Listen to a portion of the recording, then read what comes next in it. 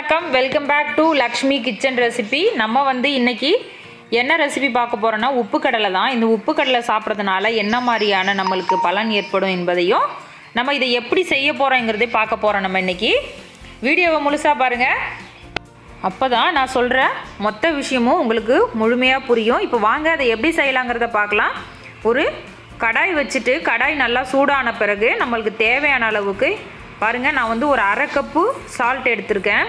இப்போ இந்த உப்பில் உள்ள தண்ணி மொத்தமே வந்து நம்ம சூடு பண்ணும் போது எல்லாம் ட்ரைன் ஆகிடும். இப்போ ஆல்ரெடி உப்பில் வந்து ஒரு ஈரத்தன்மை இருந்துகிட்டே இருக்கும். இப்போ நம்ம அதை இந்த மாதிரி வறுக்கும் போது அதோட ஈரத்தன்மையெல்லாம் போயிடும். நல்லா அந்த கட்டி வர அளவுக்கு நான் சூடு பண்ணியிருக்கேன் பாருங்கள். இப்போ அந்த ஸ்டேஜில் நம்ம எடுத்து வச்சுருக்க கடலையை கொஞ்சமாக சேர்த்துட்டு நல்லா இதை மாதிரி கரண்டியால் கிளறி விடலாம். ஒரு 5 நிமிஷத்துலேயே இந்த மாதிரி பொரிஞ்சிரும்.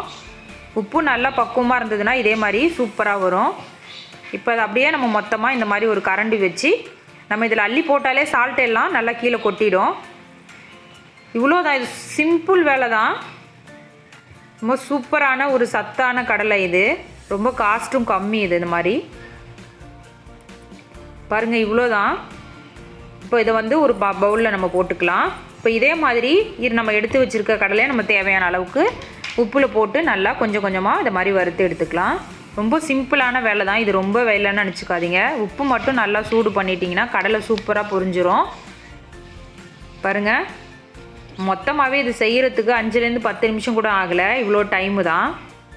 நம்ம இதே கடலையை போயிட்டு நம்ம கடையில் வாங்கினோன்னா குறைஞ்சது வந்து ஒரு 30 ரூபாயிலேருந்து 40 ரூபா வைக்கிற மாதிரி இருக்கும். ஆனால் நம்ம வீட்டில் வந்து ஒரு 10 ரூபா கடலையை வந்து நம்ம செய்தனாலே நம்ம கடையில் வாங்குகிற 40 ரூபா கடலை வந்து நம்ம வீட்டுக்கு கிடச்சிரும்.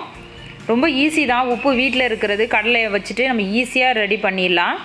இப்போ பாருங்கள், நான் வந்து தேவையான அளவு எங்கள் வீட்டுக்கு தேவையான அளவு நான் பொரித்து எடுத்துட்டேன் பாருங்கள். ரொம்ப சூப்பராக வந்திருக்கு பாருங்கள். இதில் சூப்பராக இங்கே பாருங்கள், நான் உடச்சி காமிக்கிறேன் பாருங்கள்.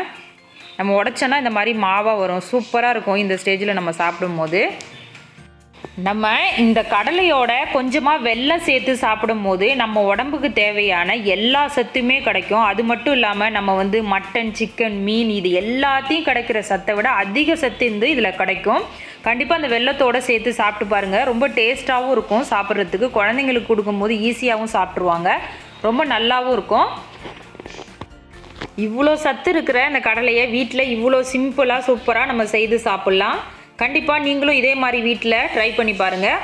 வீடியோ பிடிச்சிருந்தா லைக் பண்ணுங்கள், ரொம்ப பிடிச்சிருந்தா சப்ஸ்கிரைப் பண்ணுங்கள், உங்களோட ஃப்ரெண்ட்ஸ் ரிலேட்டிவ்க்கெலாம் ஷேர் பண்ணுங்கள். தேங்க்யூ ஃபார் வாட்சிங். உங்கள் லக்ஷ்மி. நன்றி, வணக்கம்.